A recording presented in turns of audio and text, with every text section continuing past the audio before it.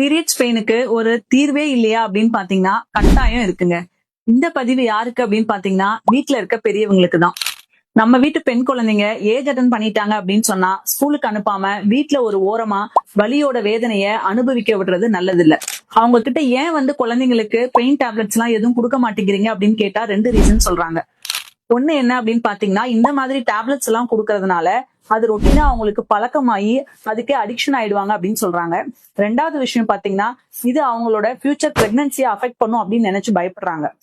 Parents grand பேரண்ட்ஸ்க்கு என்ன சொல்ல வரோம் அப்படின்னு பாத்தீங்கன்னா, அதாவது NSAID அப்படின்னு சொல்லக்கூடிய பெயின் கில்லர்ஸ் ப்ராஸ்டோகிளாண்டின் அப்படிங்கிற ஹார்மோன் ரிலீஸை குறைக்கிறதுனால பெயின் ரிலீஃப் கிடைக்கும். இன்னொரு டைப் ஆஃப் மெடிசன் பாத்தீங்கன்னா ஆன்டிஸ்பாஸ்மோடிக். இது கர்ப்பப்பையோட கன்ட்ராக்ஷனை ரிலீவ் பண்ணி ரிலாக்ஸ் பண்றதுனால நமக்கு பெயின் ரிலீவ் ஆகும். இந்த 2 மெடிசனுமே நீங்க நினைக்கிற மாதிரி அதாவது பழக்கமாயிடும் அப்படிங்கிற அடிக்ஷனை ஏற்படுத்தாது. ஓபியாய்டு அப்படின்னு சொல்லக்கூடிய ஒரு டைப் ஆஃப் பெயின் கில்லர்ஸ் தான் பிரெயின்ல ஆக்ட் பண்றதுனால இந்த மாதிரி அடிக்ஷன் இஷ்யூஸ் எல்லாம் வரும். அந்த மாதிரி மெடிசன்ஸை எந்த டாக்டரும் பிரிஸ்கிரைப் பண்ண மாட்டோம். அண்ட் இந்த மெடிசன்ஸ் எல்லாமே கட்டாயம் ஃபெர்டிலிட்டி இஷ்யூஸ் எல்லாமே கொடுக்காது.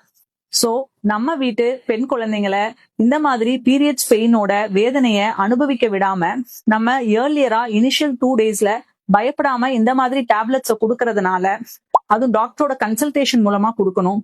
அவங்க ஸ்ட்ரெஸ் இல்லாம அவங்களோட டெய்லி ரொட்டீனை ஹாப்பியா செய்யறதுக்கு இது ஹெல்ப்ஃபுல்லா இருக்கும்.